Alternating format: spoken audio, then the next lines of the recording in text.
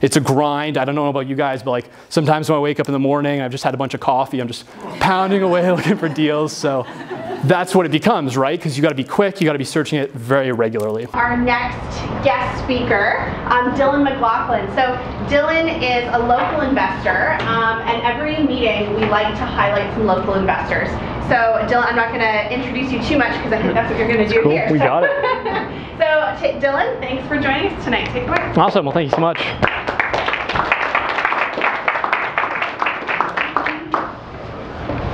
All right, guys, I just want to thank you guys again for giving me the opportunity to speak. I'm really excited to come out today and share some information, some tips with you. My story is very replicable, and additionally, I want to give as much value as possible. I know we have a lot of experienced investors here. We have people who are looking to up their game, so that's why I want to kind of talk on what I'm good at, what I've learned over the time, and hopefully share some information. So anyways, just a quick... Awesome. That was on cue. That's the fastest presentation. That's how we do it, guys. Perfect. As you know how it goes. Anyways, yeah, just to give you guys kind of a quick summary about myself. I'm an investor here in London, Ontario. I've got a modest portfolio of rental properties here that I've owned for the past little bit. And now I'm currently working full-time as a wholesaler. And so kind of a misconception about wholesaling that a lot of people have is as a title. Really, I consider myself a real estate investor, and wholesaling is just one of my favorite exit strategies right now. So that's why I'm not going to talk specifically on wholesaling. I'm going to talk about what I think you're all going to be interested about wholesaling, and that's finding really good deals. Because at the end of the day, that's what I look to do as a wholesaler. I try to find really good deals, and I try to construct an opportunity for myself to profit onto these deals, as well as the investors and the sellers too. So with that being said, we're going to talk about #deals today, which I hope gets you guys all pretty excited. So with that being said, like, what do I classify as a good deal? So I just want to bring up a deal that I've done. I call it the fourplex deal. I know a lot of you might be looking to get into multifamily, things like that. So just kind of show how this is possible. This deal was a fourplex I purchased. Ended up purchasing it for $320,000. It was actually a really nice, pretty much turnkey property, so haven't really had to spend any money renovating it. Just like a couple little things I had to do to it to fix it up, but no capital expenditures. Basically, you're looking at the purchase price as the money in. In May, I actually had this property appraised for $450,000. So if any of you is doing the quick math on that, you can see that's $130,000 of appreciation, which, me being a younger investor, is really exciting, really something to get amped up about. And now the thing is, I know you're all telling me right now, you're like, Dylan, the market's different right now. It's hard to find these good deals. And appreciation, you guys are all right. Appreciation isn't something you can control when you're investing in real estate. It's not something you control. However, buying good deals is something everyone can control. And at the end of the day, if you buy a good deal, it allows you to get more appreciation faster, because if you're buying below market, then it's going to appreciate to the true market value so quickly. So that's the third point about this property. This deal actually closed 3 weeks ago. So that appraisal was done through Scotiabank when I was purchasing it. So really it'd be 2 weeks after. So 2 weeks of appreciation was $130,000 on this, which was a pretty cool deal. I don't say it purely to impress you, but also to just impress upon you that these deals are still there. I know the market's hot, I know it's competitive, but these deals are still there if you're willing to hustle. So with that being said, the most important step, you gotta start with what to look for. What are you looking for when you're getting these good deals? So I just want to classify kind of common types of deals that you guys can keep an eye out for, and maybe some different strategies to go about acquiring these deals. So basically, first and foremost is the neglect. Right now, neglect is a very broad category. Anytime you're looking at a deal with potential problems, usually those problems surface because of neglect. Whether it's neglecting their financial health, like our RTO friend will tell you about, or it's neglecting the condition of the property, which you're all familiar with, or even neglecting things as simple as family matters, like taking care of the death process or taking care of their relationships. Neglect is a huge component in these deals, and that's where you're going to find problems that you can solve and you can offer them solutions for. So then additionally from neglect, there's also the split-second opportunities. And this is another one I think anyone who's been investing for a decent amount of time and has done some good deals knows how on the ball you have to be to get some of these deals.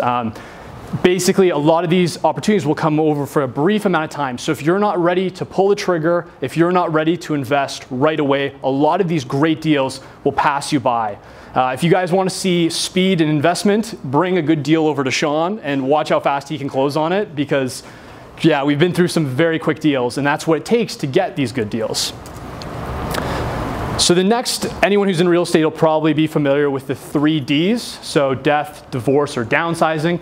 These are common life obstacles that people will face, and typically the common thread with these, the 3 Ds, are that there's usually a good chunk of equity in the properties during these periods. So because there's equity in the properties, there's usually a large amount of money sitting around. And then additionally, because people going through these stages of life, they have a lot of emotional things they have to get through. And so at this stage in life, money isn't going to be the most important thing to them. Now, this is something I want to stress to this entire room. Speaking with people a lot about wholesaling, about finding deals, when we're amongst investors, all we're thinking about is money. We're thinking about spreadsheets. We're thinking about cap rates. We're not thinking about the lifestyle and the emotional component to it as much. So that's why when you come across one of these problems, you really want to make sure that's when you're really building that human-to-human connection. You're really helping to ferry people through this difficult process. Because not only are these difficult, but selling homes is difficult too if you've never done it before. So that's where kind of the customer service really comes in. And then additionally, other investors is obviously super important. It's awesome that you guys are all out here networking. Many of my deals in the past have been through working with other investors, not only deals that they've presented me, but also JV opportunities and things like that that I could get on board with. So once again, networking and working with other investors is a great source of good deals. Typically, it's either an investor who's maybe done with the game and just wants to liquidate and get out of there, or maybe even if it's an investor who is looking to scale up to a bigger opportunity, but he needs to unload some of his portfolio right now. I know there's some investors in this room actually that are kind of at that point and maybe have some potential deals if you end up talking to them. So then the most important thing to stress really when finding these deals is creativity. And the thing is that every house out there is a potential deal. However, is it worth putting in your energy, and is it worth being creative enough to maybe make it into that deal? So that's where things get a little trickier, and that's where you're gonna have to play. But the more creative you can get, the more tools you have in your tool belt, then the more deals you'll be able to pick up and acquire. So creativity is huge, and that's what you'll learn from networking and coming out here and building up knowledge.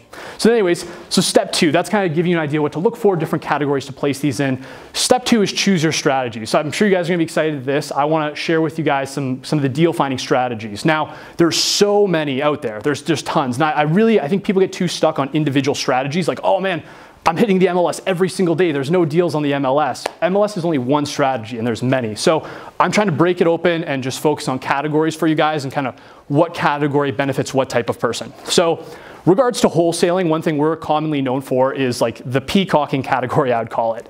And that's because as a wholesaler, we're looking for private deals. And so through peacocking, you're going out there, you're being loud in the marketplace, you're shaking things up and trying to get attention because you're trying to find motivated sellers or potentially interested sellers who want to get in touch with you. So that's why you've got obviously the bandit signs, you've got the yellow letters that you probably see all the time. You even got bandit sign on steroids over here, the little billboard, which some people are doing. And yeah, bumper stickers, T-shirts, anything you guys can think of. It's basically just having that conversation, even just telling people that you're associated with, letting them know what you're up to, letting them know you're looking for deals. Just being out there, letting your presence be known. Next is data mining. And so I really want to touch on this because I think everyone here is familiar with like the MLS and searching that through deals, but there's many more sources to finding deals online. This image, I love this image. This is from the States though, so there's definitely like a lot more of these real estate portals. With our privacy laws, it's a bit more restricted. But even things like the New York Times are on here, it's like newspapers. Obviously Craigslist, we have like Kijiji. eBay could be a source of deals as well. It's really just opening up all these channels and really going through and searching them. Previously I mentioned kind of the peacocking, which I really consider a pull strategy because you're pulling in people to you. You put that money and that time out there and people get drawn to you. Whereas data mining is the push, right? It's a grind. I don't know about you guys, but like sometimes when I wake up in the morning, I've just had a bunch of coffee, I'm just pounding away looking for deals. So that's what it becomes, right? Because you got to be quick, you got to be searching it very regularly. So then next, the social butterfly. So at the end of the day, you've probably heard that real estate is a people business. And that couldn't hold more true. It's the same with finding good deals, right? So you got to be out there. You got to be extroverting yourself to contact people. So kind of 3 really easy ones that everyone will associate with. So outbound messaging, that's kind of your first step, even if you're very shy. Sending emails, sending messages to people on classifieds, just speaking with agents, speaking with different industry professionals. Sending an email is easy, guys. Anyone can just type up an email, and it's not bad because it will get the conversation going, but then you want to get even more personal. And so the next step is cold calling people on the phone and having a conversation. And I know I'm kind of weird on the phone. I'm one of those guys, like, what do we talk about kind of thing. But it's so important just to have that vocal connection, because there's so many things you can suss out, so much information you can get speaking to people vocally, and so much more trust that builds. So cold calling will be the next one. And then door knocking, which not for the faint of heart. That's obviously the most scary strategy, but actually getting out there and meeting people. And this is great. Like, even going to an area and door knocking, you'll meet so many people, you'll build relationships, people will tell you so much information. So even if you have a target area you love, you can learn a lot from that. But just getting out there and seeing it. Now, I know there's a debate, introvert, extrovert. I think everyone can be extroverted if they develop the habits and they try to pursue the goal. So basically being social is required. Finally, I do definitely want to touch on kind of, I'm calling it the millennial, and this is kind of more the cutting edge online marketing for finding deals. So everyone's familiar with how things are progressing on the internet. This isn't a internet marketing course, so I'm not going to go too into this, but obviously internet's continuing to evolve. Things are continuing to get more intelligent, more sophisticated, kind of like we're currently in Web 2.0 right now, but the emergence of Web 3.0, which is going to be just more and more intelligence, more building on, and that's basically people just connecting more. So I really emphasize like the social media, getting your name out there, getting your brand out there, having people talking, kind of have the yin yang of SEO and PPC. And once again, if you're unfamiliar with those terms, feel free to talk to me about it. I'd love to. I'm not an expert on social marketing media, but it's good to have that base knowledge, because as things evolve, this is going to be more and more important. I actually, about a month and a half ago, I met a guy who was wholesaling just using Twitter. So like, get this, he was finding deals off Twitter. He was finding buyers off Twitter. All of this just on Twitter, which is incredible. Yeah, he was like a software engineer. So anyways, everyone always asks me after I get through this kind of stuff, like, what strategy is best? What's the best strategy to do? And my secret answer for this, guys, you feel free to write this down.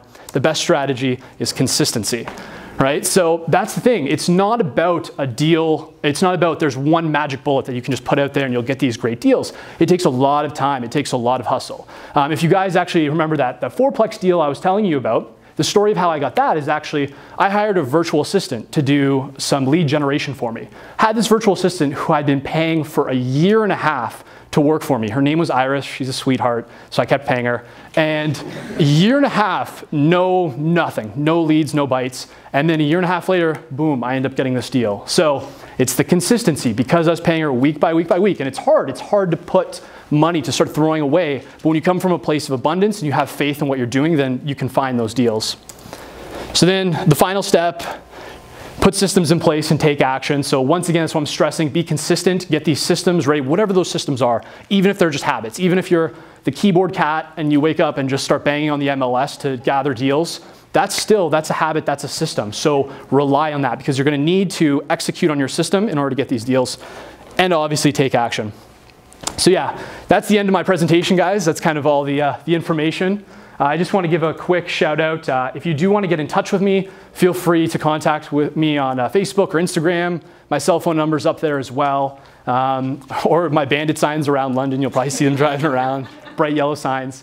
So yeah, if you do want to contact me to learn more about kind of deal finding and wholesaling, this whole general thing, which I really recommend to maybe younger guys getting into the game, or even guys who have tried everything, they're already a higher level and just maybe want some more strategies to find deals. I do have a wholesaling course where I tell about finding deals, as well as the whole network around finding deals. Because if you're going to be investing lots of money and time into finding deals, you also want to know how to turn those deals into more profit on the side. You can basically have those deals pay for your marketing efforts, which is great. And then finally, if you want to be added to my buyers list, feel free to contact me as well. I love adding buyers in. If you guys are looking for deals, make sure to be as specific as possible. I love specific buyers who know what they want. So yeah, feel free to reach out. Am I on your buyers list? Oh, for sure. For sure on my buyers list, Sean. Thank you, Dylan.